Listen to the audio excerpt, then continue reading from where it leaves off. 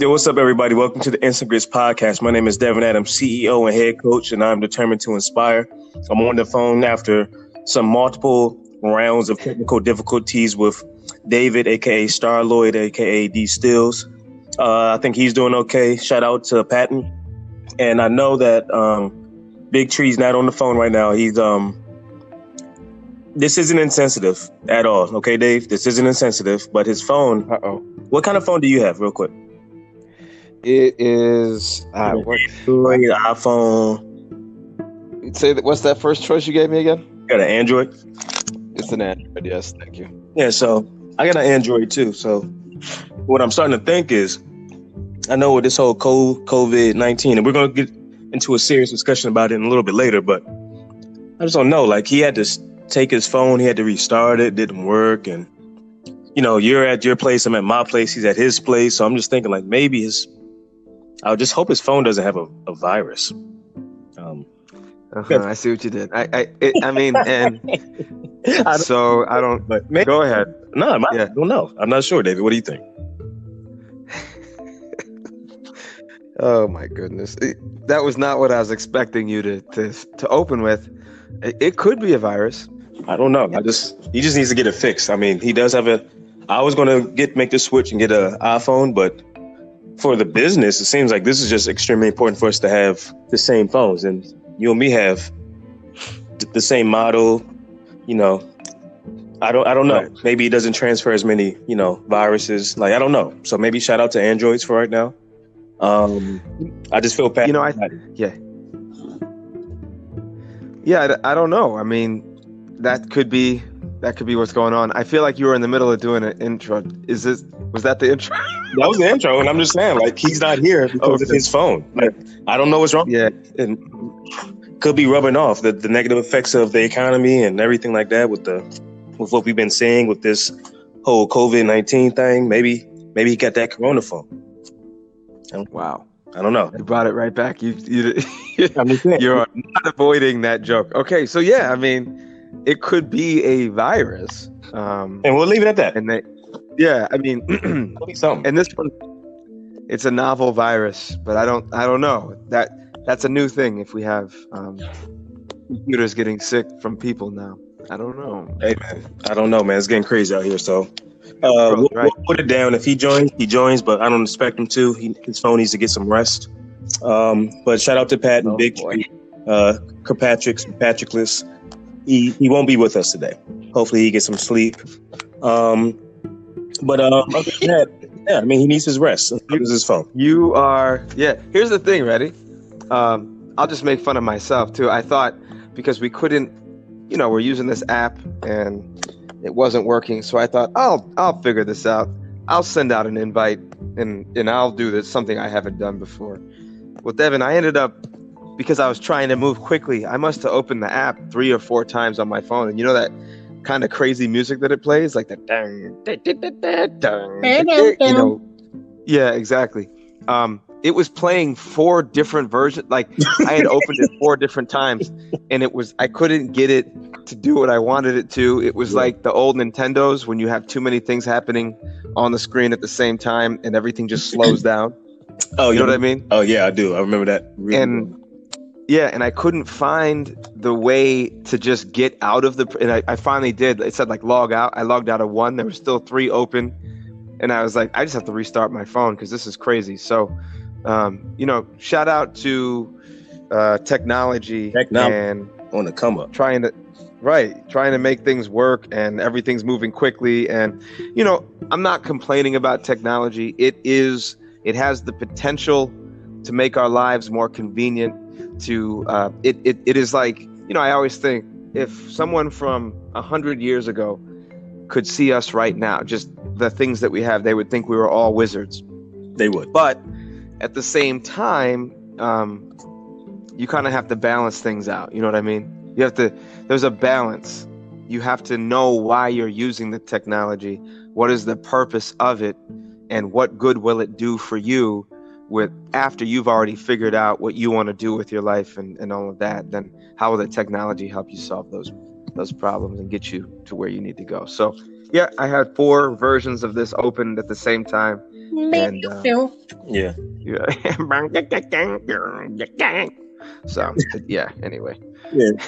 So shout out to technology. Shout out to Team Android right now holding it down for the whole podcast. Shout out to some new listeners. I was looking on some of our stats, and we got a couple of new listeners in Italy, I think Brazil, Argentina, and I believe Australia. So like I said, shout out to everybody that's spreading the word. Thank you. We appreciate it. Got a couple of wins for the week. Me and Patton and Dave, we've been all working on different projects, but it's like an interwoven type of thing that we're all doing. And me and Patton got the first part of our company all locked and ready to rock. And so that's big time. We got that LLC done. And right now, me and David moving forward, we're about to set up our next one right now. So we're making moves. I'm looking at different logos and making logos up for both of us right now. So just keeping y'all informed with the process. When I'm telling y'all that we're making moves, we're doing it. We're not getting excited about the idea and coming together and talking about it. We're talking about it, but then we're going hard right now because even with this coronavirus or COVID-19, like we're starting to see how it's really, really affecting people. And hopefully it's a shame too, though, that it took for some famous people to get sick for people to really super, at least in the United States, start to pay a lot more attention. And, that's okay because, the mass consciousness is all looking at television. But then, a couple of players have it now in the NBA and they shut the NBA down. I think some hockey shut the hockey stuff down. The NFL shut the XFL and some football scouting and all that stuff down. I don't know what baseball is waiting for, Dave, but baseball hasn't done nothing. So they about to, I think, still start up spring training. So this thing is getting serious. And how many people did they say in the United States potentially could at least contract it? Do you remember the number? So you're asking how many have it now or could? Potential could. What was the forecast? What was it, like 125 or million? Or do you remember? Yeah, I don't honestly. So I'm going to be honest. I didn't look at that number because we've been talking about it so much at school. But yeah, I don't remember. Is that what they said? 125 million? Yeah, potentially. It just said half the United States. But even with that being said, schools are closing down, and I think that's the right move for now. Right. This is a podcast, and this is our platform, so we can share our thoughts and ideas. But at the same time, I think you and me both know we'll be sensitive to the listener and sensitive to the people that might have different views. But right, seeing this thing go, this is a worldwide virus. And by virus, I mean this stuff is shutting down a lot of stuff too. Like the NBA shut down. I know bus and transit stuff is not looking good right now. Airports are empty. The economy, the economics on a worldwide scale, I heard what was it? The China market is down 9%. Not just like a stock. The entire thing is dropping to 9% drop. Yep. So what was it? What's today now? Thursday? Today is Thursday, yeah. And I'm gonna I want to say on Monday, and I could be wrong. Because you'll be able to look this up. It's March 12th right now, so let me see. 11th, 10th, 9th. So March 8th, was that Monday? Sure. They're saying that I think it was Monday. They stopped the market. They stopped trading for 15 minutes.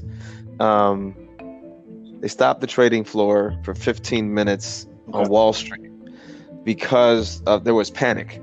Because yes, all these markets are being shut down. There's so much of this is kind of how people feel.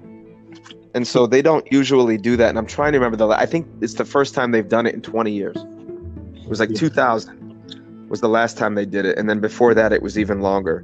But they don't make it a practice to just stop people from accessing their money in that way. But they took that 15-minute break, the message was everybody calm down because everybody calm down. Right. Well, that's the thing. Everything is tenuous in these times. And that's really interesting. I was looking up. So there's 1,600 reported definite cases of coronavirus in the United States right now. And obviously we all know if that's how many reported cases, they've run out, and they haven't completely run out, but they can't make the test fast enough. Yeah. Every time they think there's a new case, they have to go through all these different channels because hospitals are running out of the test. Yeah. So, and it takes a couple of days to show up, right? It takes a couple of days to show up. Yeah. It takes a little while. And if you are with a certain age range and you do not have a respiratory illness or an ongoing chronic illness, if you are not immunocompromised, then it could look like a cold. Yeah. It could look like nothing, or it could look like the flu. So the problem is, this has been around for a while, and they have 1,600. It could be a lot more people. And like you were saying, the potential, because this thing is so contagious. You know, if you sneeze and it gets on something, you have to wait an hour before that dies. Yeah. I mean, this is a strong thing, so it just sticks around. And the thing is, there's that, right? There's the potential. So what happens is they're saying you need to have social distancing. So everything's closing now. Yeah. People can't be near each other because in order to avoid an epidemic, it's like, okay, let's keep each other away. And if a few people have it, we won't let it spread. They're trying to flatline it. They're trying to create some distance between. Yeah, exactly.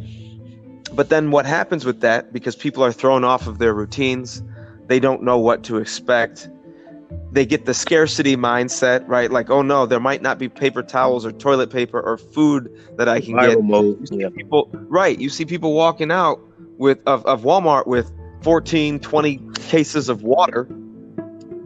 This isn't a water shortage. And of course, there are a lot of things that could happen that then make people think that they would need water. But we're not there yet. But people start panicking, and I think that that actually affects so many other things, right? Like, I think the stock market is a good example of that. But when things start shutting down, when things that when your expectations aren't being met on a global level, or even just maybe on a town level, a county level, people start to panic. They start to try to figure out what's happening. Yeah. And that's kind of what we're in right now, a little bit. I agree. And like I said, you and me, I think we both know some stuff about it. I sat down with one of my friends, shout out to Jay. Me and her was talking for a little bit today. And we were just talking about it. And I know a lot about this, but I don't think we're not doctors. We're not scientists. So, we share our opinions and we'll just keep it moving from there. But one fact we do know is that, with these schools closing down, excuse me, I'm just trying to finish my quesadilla. With schools closing down, I think I saw a number in Philly. Philly's like really slow to make these type of calls. Like, apparently other places have been doing that, closing schools down, etc. But they said like 50,000 kids might go hungry during this whole process. And I was like, whoa, hold up. Yeah. And then I totally forgot. Like, we already know how it's going to inconvenience parents, teachers, nannies, households. We already know. We can see that impact. But I forgot all about this one, man. I'm not going to lie. When I saw 50,000 kids won't be able to eat. Yeah. I even made a Facebook post saying like, yo, is there like a program for like delivering school meals to kids? It's funny that you brought that up. I was actually going to say this to you when we were at school earlier today, but I'm just going to say it right on here. Devin, we should figure out ways that we can help, and we should do it. I think it would be fun. I don't know what those would be. You know what I mean? Like I told you, I had that vision of us getting out of the car and walking into somebody's house. I don't know what that will look like, but it might be kind of fun because I know you and I kind of like adventures and we kind of like action, and it might be neat to just spend a little bit of time thinking about what's a way that we can make an impact, even if it's on 3 or 4 families in the next week. Or 3 or 4 because blocks. It's exactly whatever. Sorry? I said, or 3 or 4 blocks, like blocks, neighborhood cities, like yeah. Oh, absolutely. I mean, because that's exactly right. Like because here's the thing, if we can make an impact on 3 or 4 families and film it and get it out, then maybe other people might do the exact same thing. Then at 3 or 4 blocks becomes 3 or 4, neighborhoods, like you're saying. And then we spread this, because there's 2 sides to this. On the one hand, like, honestly, this is crazy. Like, everything's changing so fast. There's so much uncertainty already that you get this thing where it's like actual life and death for some people. People are freaking out. People are overreacting. Money is being messed with. Parents have to, it's completely inconvenient. It goes against everything that we're taught. Kids need to be in school 5 days a week. They need to be learning. We need to be competitive as a nation. But at the same time, kids deserve certain experience and they deserve to be kids. And this whole thing doesn't work if kids are home, because then parents have to be home. And our economy requires parents to be out. And the whole machine is different, right? So that's the one thing. And that's one side of this. We'll do that. And you get that. Sorry? I said, we'll do that. We'll find maybe a kid or a family to sponsor. We'll do some research real quick. It won't take that long. And right. Like I said, the memes are funny online. Everything's funny. But after you finish laughing, it's like, okay, hold up. This is real, though. Right. And that's the one side of it, is like people get upset, right? They get emotional, right? But the other side of this is the people who are being affected. And what's interesting is like, if you can look at entire countries, like somebody was telling me about Taiwan, right? Not a big country. And I don't exactly know this, but what he was telling me, because his family who's from Taiwan, is that it's a small country. You know, there were cases of this. There were 45. It's not a big country at all, but there were like 45 cases. There was one death. They closed everything down, and now it's going away, right? Mm-hmm. And it's like, and on the one hand, it's like, why can't everybody just do what you're supposed to do? We know what we're supposed to do. Just do it, right? Like that's one attitude, right? Do it. Quarantine everybody. Wash your damn hands. Right, but here's the other side of it. Yeah. Here's the other side of it.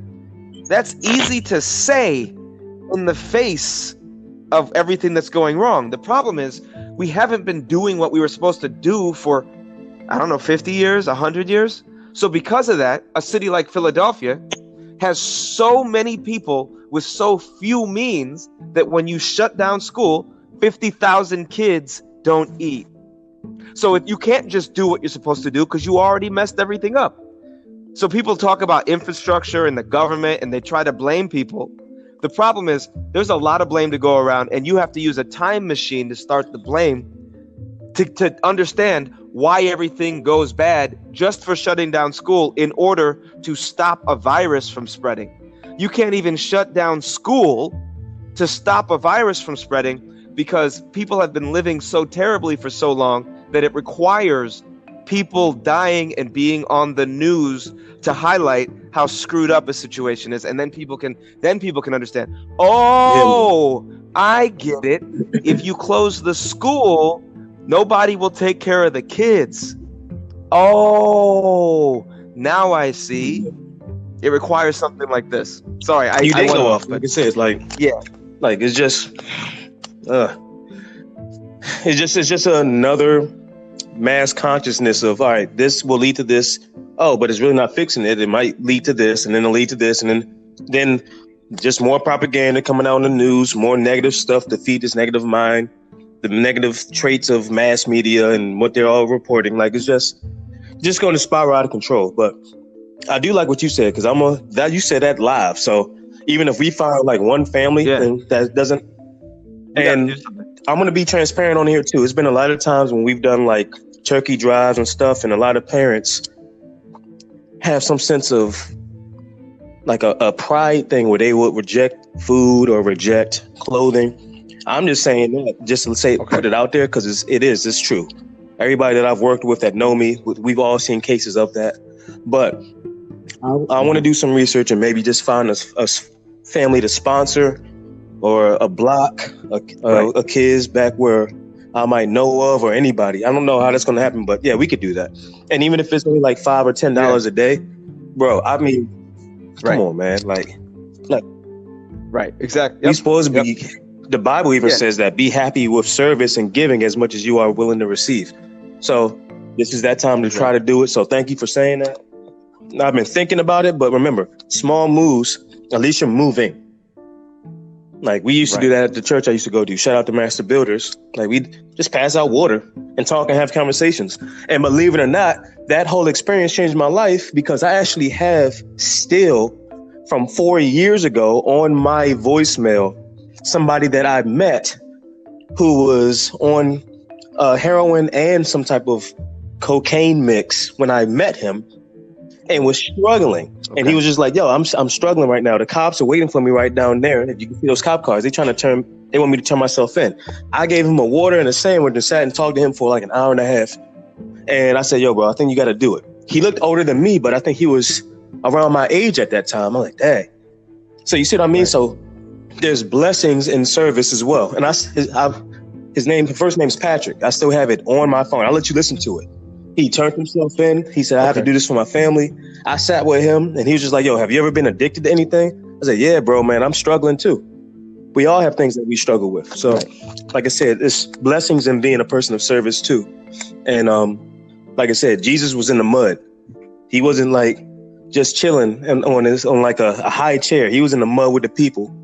So Thank you, Dave. So yeah, we'll figure that out and we'll talk offline. I know we linking up. We're gonna meet up on maybe this weekend a little bit and get some work done. But one, go ahead. What you gonna say, Bo? No, let's just think about it. Because it's funny. I had that thought, and then this conversation reminded me. Because those visions that we were talking about, because something in my brain said, "All right, I have this vision of us helping someone in 5 years." There's an opportunity right now. Okay, you're right. Just move forward very quickly. No, you know what I mean? Let's just try to be a blessing. Yeah. And it's on here, so we can even do a follow-up episode later. Like regardless, let's just be. Exactly. Let's not be let's do this. Public success, but a private failure. Let's really do that. I don't want us to talk about it on air. We have people legitimately all over the world hearing it. And then we F this up. Well, it's important, and it's important. You always talk about social proof, and the number one thing, because we were talking, that other conversation that we had, Devin, with that colleague of ours, and I won't even go into all the details, but just kind of talking about the things that are wrong with our government, with our economy, and the ways that we might need to fix it.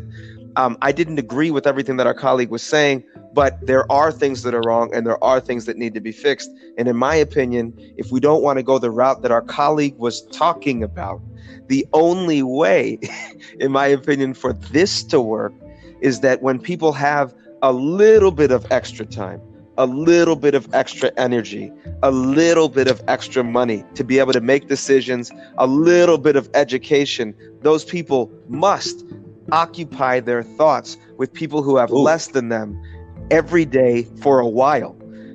That's the only way for this system to work, or else this system will not work. You know what I'm saying? Yeah.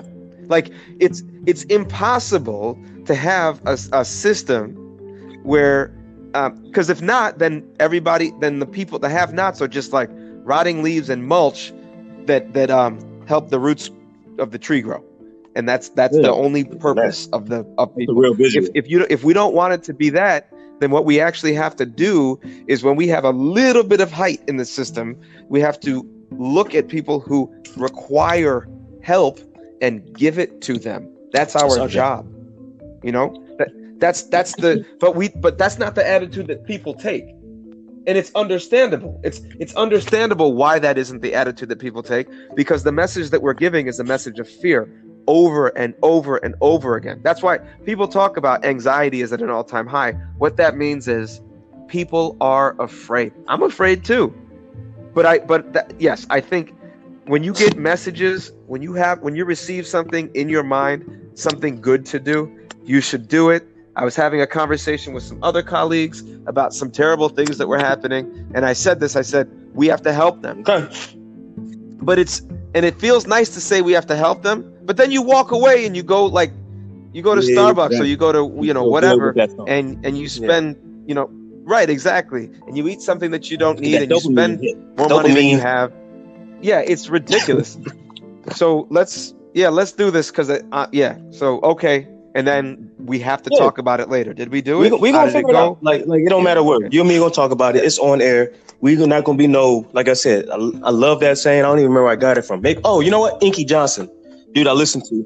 He said, I will not be a public success, appear to be successful, but a private failure. Behind closed doors, I know I'm not doing what I'm capable of and doing what I'm supposed to be doing. And if it's on your heart, Dave, to do, you've been called to do it, do it. Yeah. And it's already been on my thing. I just posted it on my Facebook page, believe it or not. I said, yo, what's up with this? So that means it's on. So we'll get it done. We'll figure it out.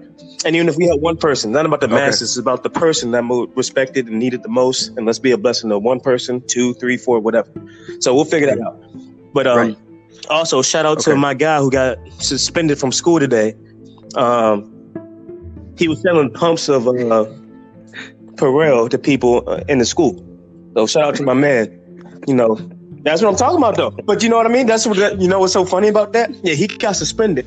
He saw a loophole. He saw a gap, right? In the economic structure of his school system. So he's like, all right, I can get, this is a need.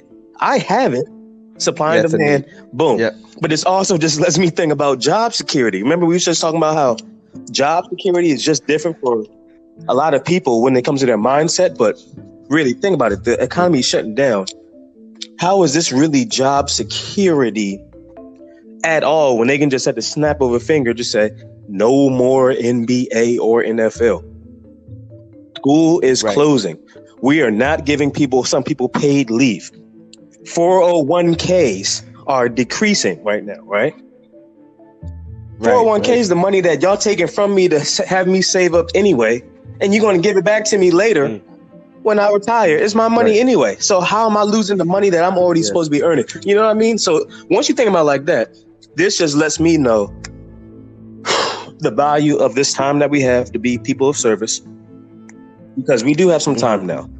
Spring break is around the corner, but also, Dave, revenue streams and how important it is for us, everybody, to have some type of, all right, well, okay, this closed down, but at least I know I got 2 or 3 checks coming in this avenue.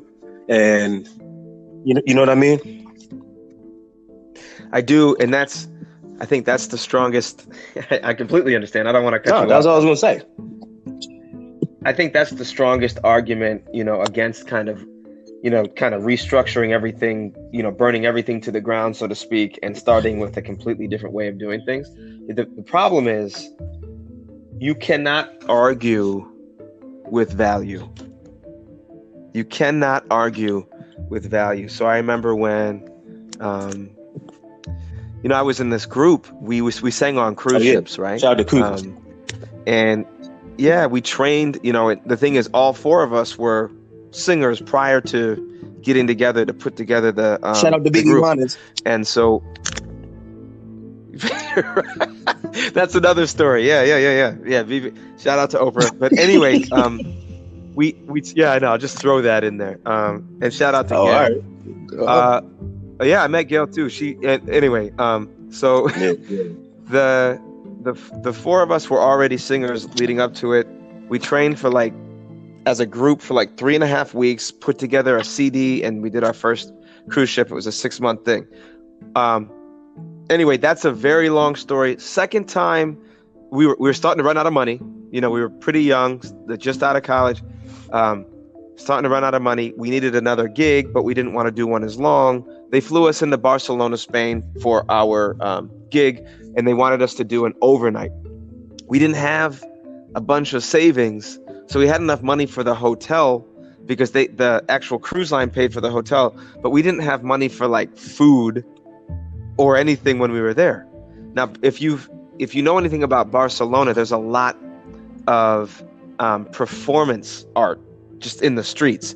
People will perform for money, right? People will throw them change and everything. And there's this whole thing on the sidewalk, and there's this, the sidewalks have these different colors. And if you are in front of the black line, you can't perform. If you're behind it, then you're allowed to perform. That way you're not messing with foot traffic. Because we were in Barcelona, because we were singing American hits from current times all the way back to the 40s, so we were a little exotic, and because we had some real skill, we were able to go out there. Right, we were able to go out there every couple of hours for 15 minutes. People would throw enough money at us for us to go eat dinner. Yeah. Then we'd eat, we'd think, okay, we're going to have to travel. We're going to have to get a cab, go back out, sing a little longer. We got our cab fare. We got our breakfast money. All right, we're going to make it. That's value. Yeah. We didn't that's it. Like, people understood what we were doing, and they decided, we want you to keep, this is making us, we're getting something out of this. Therefore, we don't want you to stop. Here's money. That's, if you have value, you can create revenue streams. Even in the face of whatever it is. So yes, people are going to have power to shut things down. But truly, I believe musicians will never go hungry. Or if you're an organized person who's a musician, because people always need entertainment. But what is it that people need? If you have the ability to create or facilitate what people need, you're going to be okay, because you have value. You have value. You have a certain kind of value. Now, that's not to say there's other value too. I mean, if you're somebody's child and your parent is a decent person, you have value to your parents as well. It's a different kind of value. But when we're talking about value in terms of like trading things that commodities, like food, like entertainment, like the skill to build a shelter, a domicile, something like that, if the ability to organize things for other people in novel ways that they might not be able to think of. These are all things that people will give you things for because they need them. So if you're able to create value and provide value for people, you're going to be okay. I can't promise like what the economy will look like, or like what's happening with our government right now and all of that. But I agree with you. Multiple revenue streams. You shouldn't be depending on just one thing. Yeah, and we're not talking. You said that great too, because you spitting bars like value equals revenue streams. When you're valuable, you know, people can't get rid of you, and people have a reason to need you in their life. And if you're valuable and you have energy and enthusiasm behind everything you're doing, man, that's a dangerous combination, because I think it all feeds each other. But yeah, like it's just like what you said. So. And like I said, what we're talking about and what we're doing now, like I said, I have a couple of instructors, but I'm not at those schools. Okay. But because of that passive income, I was able to pay them, and then I was able to get a little bit from that too. You know what I mean? And now, you know, I'm also a trainer, so I can always do that, grab a couple of dollars here and there, blah, blah, blah, revenue streams. But this also leads me to, man, just job security. When you really think about it, everybody listening, man, security is a real funny play on words, because it's how secure can it be when they can tell you when they're going to let you go? Yeah. If something happens. But also with this whole COVID-19 stuff, we're talking. I haven't gotten sick probably in about 16, 17, maybe 18 months. But I haven't felt this good probably in the past 5 months. And nutrition, food is medicine. Like plants are medicine. Yeah. And like I said, we're talking about revenue streams too. And this is just like the perfect little, not a plug, but it's also just like, yo, that's what you and me are trying to do. That's why you and me are launching what we're launching right now. And we got some great stuff, because the products that you gave me that I'm taking and the stuff that we're trying just has me feeling good. When I mix my sea moss with my chia seeds and I create my detox water from my holy water purifier that just broke this morning, but I'll fix it. You know, when I drink that and consume it, and I feel better. But it's just also reassuring to know, man, I have a lot of strength within me because I've also fueled myself up correctly. Like with your tea, I told you that stuff made me feel the best I've ever felt that day. And I've been waiting and searching for that feeling for a long time, because I haven't had that combination again. So right. Go ahead. My bad. Go. Yeah. No, I mean, I agree. You, and the thing that we're even telling the kids at school, you know, and that we've been advised to tell, which is good. It's good advice. Is remind everybody to stay healthy. And how do you stay healthy? You get plenty of exercise. Yep. You take in the right nutrition. You eat the right way, and you get sleep. It's the same advice that you get. That's not a surprise. No. But what they're saying is keep your immune system up, keep yourself healthy, because there's something that's spreading very quickly, and you just have to be aware of that. That's good advice when there's not something spreading very quickly. That's just good advice. And yeah, it is neat to be a part of at least one of those three things, right? Get rest, eat right, and exercise. But they all work together as well, right? If you're not getting rest and you're not eating right, it's hard to what we're talking about, man. I mean? Yeah, you're right. It's that whole blue zone, multimodal, multi-stacking approach, like that we're trying to do.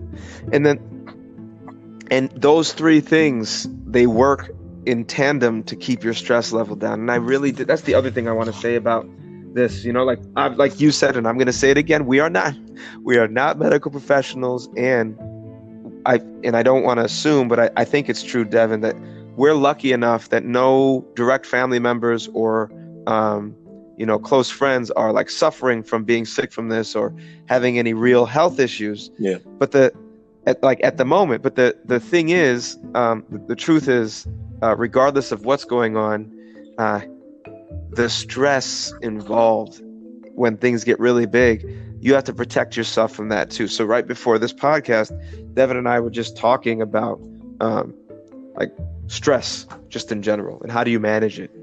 And again, if you want to manage your stress really well, what do? Well, you get proper rest, you get proper exercise, and you eat right. There are definitely other ways as well. Everyone talks about being present or being mindful, and how do you do that though? Yeah. Well, you've got to figure out how to do it. And the three things that I mentioned, but along with, things like meditation, little exercises to keep your focus, exercises that maybe pull your focus away from something that's stressful. They call them like meta moments. Like those things where, like, I'll talk to students about it. Like if you're feeling anxious on a test, or if your friend, you're worried that your friend is being mean to you, what should you do? And the answer is something else for a few seconds. Like as long as it's not an emergency, like you're driving a car or something, the answer is something else, right? So you're looking at your test and you're freaking out and you're like, can't breathe. And then what should you do? You should notice the bird on the branch out the window just for like 5 seconds, and then bring yourself back, and you will be in a different mindset. So there are these states of mind that we can hold, and that is connected, I think, to this entire thing. You're talking about job security. I know I always tie things back together, but it is so interesting because different people have different ideas about how to approach the world. And I'll walk around sometimes and, like the people who you and I were just talking about, like, oh, we should go help those people. I can guarantee you that the people who we target for help are under a lot of stress. And I'm not saying it's through any fault of their own, but it might be through some fault of their own, or however. We don't even need to get into that discussion, because the point is, at this point, they need help. But they're definitely under a lot of stress, right? So they don't have what they need. Yeah. They don't have what they need. So it's even having hope is super important for your state of mind. But if you don't have what you need, hope is replaced by, how can I get what I need? You don't have time for hope. You're worried about eating and safety and all these other needs, right? So exactly. And in the same city, maybe 1,000 feet away, there are people who they have way more than what they need, to the point where they go to stores that just say, like, this is food, Whole Foods. I think that name is great, but that name also makes me laugh. Because how are we at a point where that's the name of a store? Yeah. It makes, what I'm saying? Like Whole Foods, the foods that you're supposed to eat. Here, you can buy them. You can buy all of that other stuff at the other stores. But if you've gotten to a certain point where you have enough money, you can eat food the way that your body evolved to eat. If not, then you're going to be figuring things out. And I'm sorry, I don't know what to tell you. And it's not as bad as I'm making it sound, but yeah, something's off. Yeah. Something's really off. But like I said, we're gonna hold each other accountable, and we're gonna figure this out. I'm happy that we get to meet. Shout out to Devin, who's going to be able to meet with us too, and get some really great footage and get some stuff for the nutrition stuff that we have launching pretty soon. But even like I said, we're doing this nutrition stuff to help people put their health first, right? It's because this is a way for us to use our hands and use God's gift, and also create more revenue in the direction that we want to get it in. Like I said, poverty isn't. I never thought poverty was a. Poverty is a mindset, but it's also just a lack of creativity. And I've always thought that. I don't know where I've heard that, but the state of poverty poverty equals a lack of creativity, and I've been saying that for about 6 or 7 years. So let's just get busy. Let's get to work. Let's make the stuff that we're making. Shout out to, y'all already know, we own our broth, stacking that. Shout out to the teas that we're making. We got serums that we're making. And when I say we, I mean him, because David's really been spearheading this heavily, getting dosages and portion control correct, and making sure it tastes good too. Even though y'all know I ain't on taste. That's for babies. Like, we ain't no babies. We ain't about that. But we do want to make sure that it is good and helpful. So we're trying to do our part the best way that we know how, but the way we're called to do it. And that's that whole, what is that? That's our whole accountability piece, right? Because to your point, this is an accountability podcast, but biohacking, self-help, self-awareness. But if everybody did what they were called to do and were accountable to what they were responsible for, they weren't in covenant to their emotion. If they were in covenant to what they were committed to, we would all be in a different place. So that's why I always tell people, if I had one wish, it would be like we would all be accountable to what we were put here to do. So let's just make these products. Let's help people. And like I said, this is another revenue stream that we have bringing in, being transparent. This is going to launch, and this is going to be great. And whatever we bring in is going to be something that we're bringing in, not being dependent on the job security from an economy and a country that, has a lot of control over their resources and how they allow us to utilize them, but also allow us to how we're going to utilize our own monies. So like, we have to take control. I mean, yeah. And even, and a couple things, you said a lot of things. Would you, gosh, what was it that you said? Can you say that emotion thing again? I've been thinking about it, and this is a whole nother podcast, but I've just seen this whole week, Dave, and probably the past 2-3, actually that's a lie, the past 4 or 5 months, that a lot of people are committed to their emotion. We have emotion, right? Because God gave them to us. Those are feelings. We need to have our feelings. We need to be aware of our feelings. But to be committed to them, no. Right. We're committed to our emotion, and we're in covenant with our emotions. We're not in covenant to what we're called to do. Because as soon as we feel displeasure or we're uncomfortable, us being committed to our emotion is going to put us in survival mode, and it's going to always be an exit strategy when we feel we need to run. We can't be committed to our emotions anymore. We have to be committed and in covenant to what we're called to do. That I think that's what I was talking about. Is that what you was referring to? Yeah, that's exactly what I was referring to. And it's funny because it sounds so simple sometimes when Devin says it too, right? It's like, oh, okay. Like, like when math, you know what I mean? Like, you have to divide this first and then you multiply this, and that's how you get the answer. It's so simple, right? But it's hard to implement, though, you know that. Yeah. Personally for me, like, it's funny too. And I'm thinking about this, Devin. Oh man, should I even say? Yeah, I'll say it.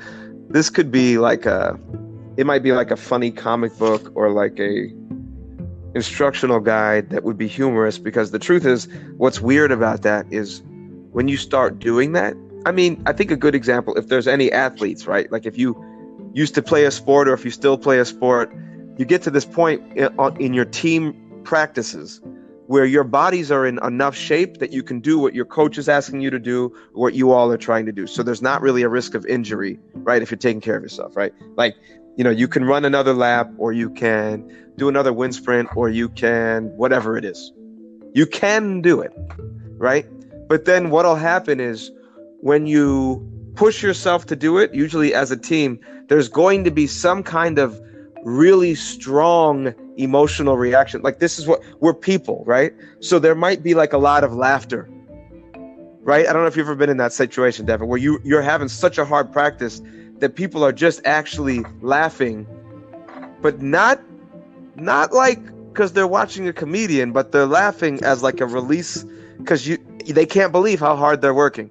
They can't believe that they're actually committing to the thing that they said they were going to do. It's not even that they can't believe it. It's just, it's a weird thing. Or people might start yelling like, come on, like a really kind of like a cathartic sort of war cry or something, not because they're angry, but because what it takes to do what you set out to do when a thing is challenged, we don't like the word challenging actually means something, right? Like you're coming up against something that could stop you. And then you have to, especially if you're able to, overcome the thing. But what the trick is, you're not overcoming the thing, you're overcoming yourself. And what that usually is a release of emotion, right? So that's the thing. It's what you said. It's simple and you're right. And in doing it, you can feel really crazy. And this reminds me of like what you were talking about before when you were saying, oh shoot, I don't want to lose it. Basically, that when people say you're doing good, you're a big shot now, or you're a real one, or whatever the terminology is that you're using. If you aren't actually there yet, you can completely self-sabotage because of emotions, right?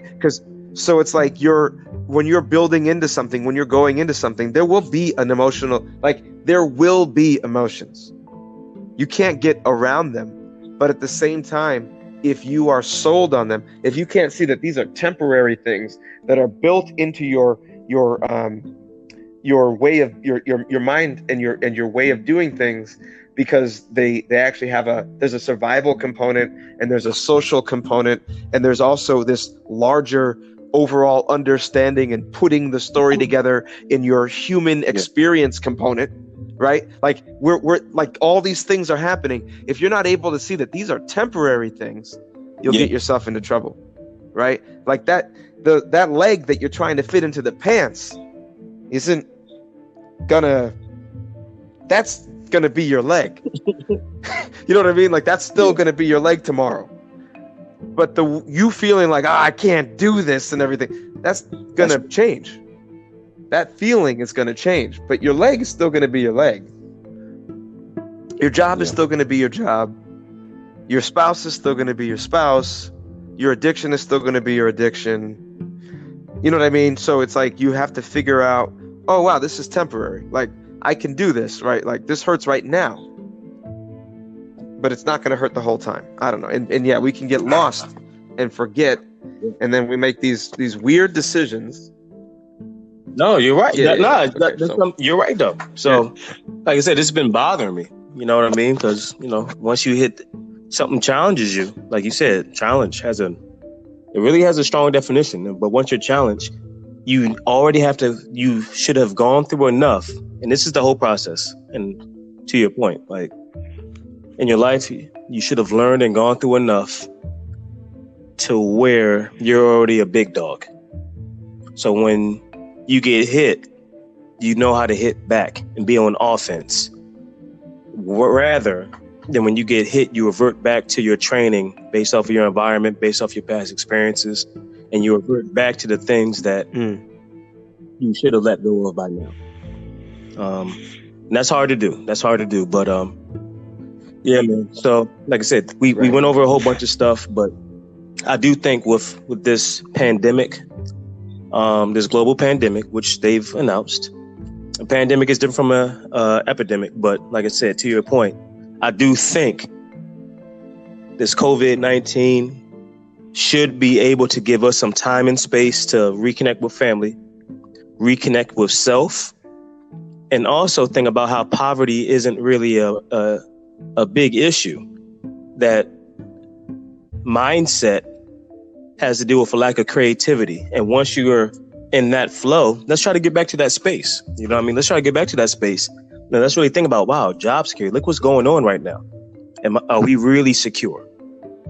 And that's why I'm just happy with what we're doing, launching these two new companies right now that we have tested, tried, and proven, and we know that certain parts of these things will work.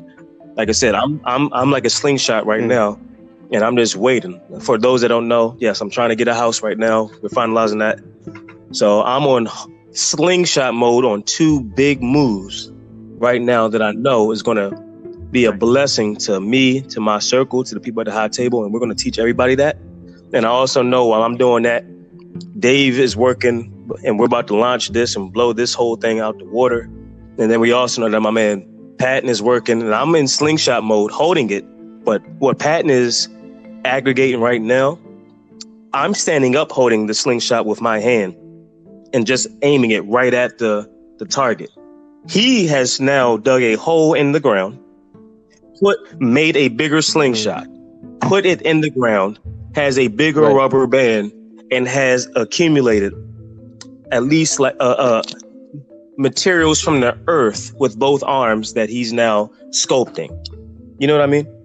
He's trying to pull that back. So we're about to hit real hard, and vision is important, but this time that we have with our families because of this disaster that's happening right now can be a blessing in disguise if we take this time to count our blessings, be a person of service to other people, because if your mindset is strong enough, I believe I'm covered and protected.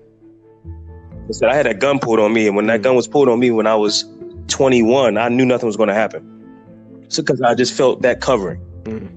Flow in your covering, be a person of service, appreciate your blessing, and now figure out how God wants to bless you and not the character that you're faking to be right now.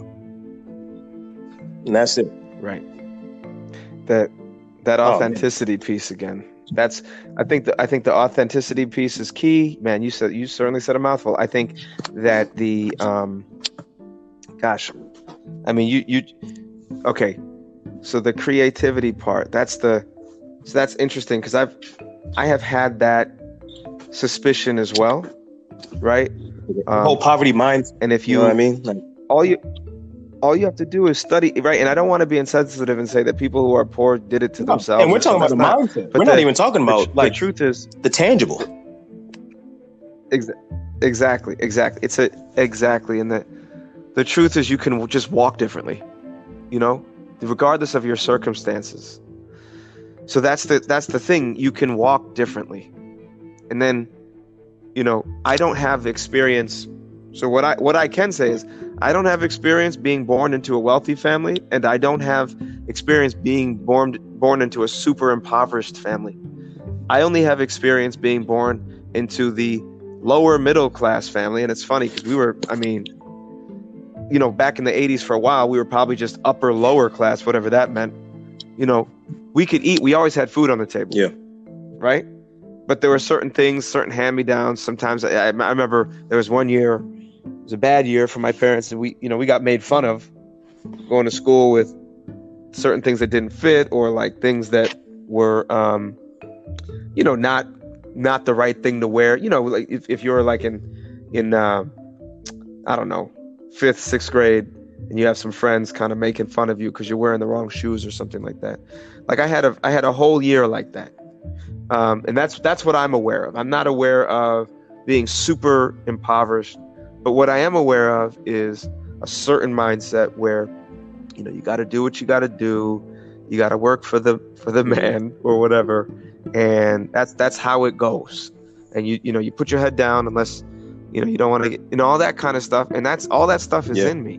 And the truth is, so what I wanted to say is, I don't know. When did we start? When did you say you want to start a bone broth? You said this in, when did you say that? November or December? I think. December? No.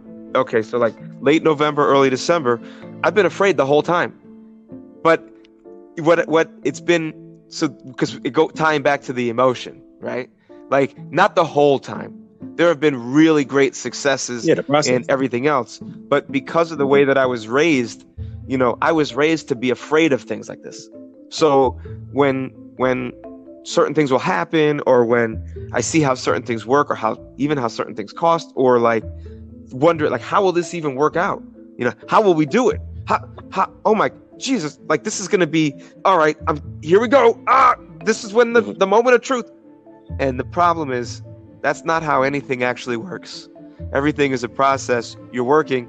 The worst thing that can happen, just like when we were talking about going to help people, figuring out how to help people, figuring out how to start your own business, figuring out how to grow your value, figuring out how to minister to others, figuring out how to be the social proof. The worst thing that can happen is you get better at it. That's the worst thing. So and there are people who just know that, so they don't get all stressed out when they do it. And when you have less stress, there's less barriers. There are fewer barriers, and you're willing. That's where, like, if you're not stressed out, creativity is an interesting place. It's an interesting place where your intellect goes, where you have a little bit of tension, but not too much stress. But you don't have many barriers, and then truly creative things can happen. Now, you want to talk about no barriers. That's a person with a lot of self-confidence, high intellect, who was a lot of their needs were met, but they also have a sense of purpose and of drive, and money isn't an issue. Now that's interesting, because then what happens is whole groups of people end up succeeding much faster than others. So I know Devin is super motivated to move, and he already is. If you know Devin, the interesting thing is he's already moved. Like, it's weird. If you meet him, you'll understand it, because people don't know what they're seeing or what they're experiencing when they're talking to him, because he's sitting there in the room with you, but he's in a different room. You know, you're like talking to him about right now and where things could go, and for him it's like, oh, well, that's a real thing. We just have to get there now. Like, that thing that you said is real. Let's get there. And for me, that makes a lot of sense. There was another thing that I wanted to say, but I truly, it might come back to me. I don't remember. But the point is, you should play with your emotions. That's why I always say, like, oh, Devin, you think you're better than me because you're 6 years younger than me. That's a joke. And he gets it, because it's emotions. Because as soon as I start to feel a little insecure about something, I know that Devin is actually tough enough, and he gets it. Like, it's not a bunch of baggage when I say it to him. It's that I'm not saying that because I need him to pat my ego. That's just a little bit of exhaust. That's just us, and we're doing burpees and we're doing high knees, and then someone just went, because it's crazy. It's just a release. It's too much. I can't believe we're doing this. So I'll say, oh, okay, yeah, you think you're slick the way you're walking like that because you're 33. Oh, you think you're special because you're 33. That's just me kind of blowing off some steam, and then I'm going to go do the next thing. The reason that I wanted to do this call tonight is because I'm more tired than I've been in weeks. That's why I needed to do it, because it wouldn't have been right, because we're talking about helping other people. We're talking about being big boys. You know what I mean? We're talking about being certain people. And what was I going to do? Be like, oh, no, I'm a little nervous because I don't know what's happening at work, and I've never taught people from my house before, and everybody's scared, so I'm just going to eat a piece of cake and then go to bed. I mean, I'm sorry, that sounded terrible, but the point is, like, that's one thing that I could do, and I still might have a piece of cake, but that's not the point. Cake's delicious. No, we don't have to. Yeah, it is. Cake is delicious, but the point is, if I would have done that, I would have been disappointed in myself. I knew that I needed to do something first, because that's the thing. When there's pressure, when you're challenged, every once in a while, or maybe more than every once in a while, it is cool to see what you're made of, so that you can remember that, so that the next time you're challenged, you can then rehearse the victory. Last time this happens, I was worried about this, blah, blah, blah, but I went like this. That's like David and Goliath, right? Like, when the bear came, I did this, and when the lion came, I did this, and I'm gonna get you too. Right? He was rehearsing his victories, because, I mean, he was shook. Like, he was nervous. This is a real challenge. This was his reputation. A lot of things could go wrong if he missed this, because if he didn't attack that giant, then I don't know how many hundreds of people would have died, because then they would have actually had to have that battle in that valley. That's not good for either side. So instead, he shoots the rock, defeats the giant, boom, collapse the time frame. Now we're the victors. But he had to rehearse his victory. He had to rehearse the victories. So he had to actually have victories. So yeah, you've got to face things. You have to face challenges. And I'm not saying that I'm some kind of whatever. It's just, and I know I say this. It's just I could die, and on my deathbed, I don't want to think, yeah, I didn't really try. I didn't really do any of the things that I knew I probably could have. Or that's terrible. Like no. I'm a father. I'm a husband. And I'm at the point, I'm not telling you that you should think like this. I'm just saying I'm at the point where I'm ready to listen to that voice that's like, when are you going to do this? When are you going to do that? I'm listening. I've turned the volume up on that voice. That person is becoming my friend. Hey, that's your twin. You know, David, you made a promise to yourself. Dude, like, what are you? Are you a sucker? I'm a sucker for cool rolls and manicure. Like, is that... Right. So that's the thing, and I'm gonna no. You just closed this whole thing out. I'm actually excited to listen back because I'm just like, oh man, you was just going in. I'm not going to even close it. There's nothing to close off. I'm so serious. What you just said was probably some of the most powerful things that I've heard in a while. And then you was going in talking about rehearsing your victories and all that type of stuff. Like, yo, so, that was tough. I am just going to say, for real. Kudos to you, Dave. You was going in. So we know we got work to do, but we are going to get it done. I'm going to say shout out to Claudette because she ordered some costumes for our school. And it just made my day. I was mentally just checked out, tired. But we played superhero tag with our kids today. The first costume that she handed me was, and for those that listen, know that I'm infatuated for some reason with the Avengers, Infinity War, and Endgame. She gave me an Ironman costume. So I put that cape on and I put that mask on and I was running around that gym getting all the kids. I got them all. Okay. I was freezing them all up. And then I heard the background music was I was like, oh no. I said, I have to level up because I was tired in the corner from running. I was literally down, just tired. Then I said, I have to stand up. I said, get to your feet. So then I levitated like he does when he puts his arm straight down and I just started taking off running after kids. So shout out to that because that was awesome. Couldn't have had a better day wearing that costume. That was my Tony Stark moment. So I'm proud. Right. Very proud. And did you know that song was on there? I heard her playing it in the background. I'm like, yo, is she playing Endgame in the back? She played it on the speaker. Oh, but you didn't know she was going to play Endgame. See, that's what makes her special right there. She got the costume. She knew what she was doing. So it was a whole bunch of us doing that. So shout out to that moment. But like I said, everybody, please stay safe. Exercise your right to still live your life. But, there is a certain level of caution because this is something serious. Take this time, take this space to gather your thoughts, to maybe reconnect to some things that you've lost connection to. And like I said, go back to listen to David's words because he just killed this ending. And, to rehearse those victories, you got at least have to start a process doing something that you were called to do. So rehearse them or get them now. Like let's struggle and live at the same time. Because like I said, David said the wealthiest place, that we've all heard this before, the wealthiest place in the world is the graveyard. So let's make moves before we get there. And Dave, have a good night. And everybody, please, thank you for listening. Spread the word. Take care and God bless. Stay safe.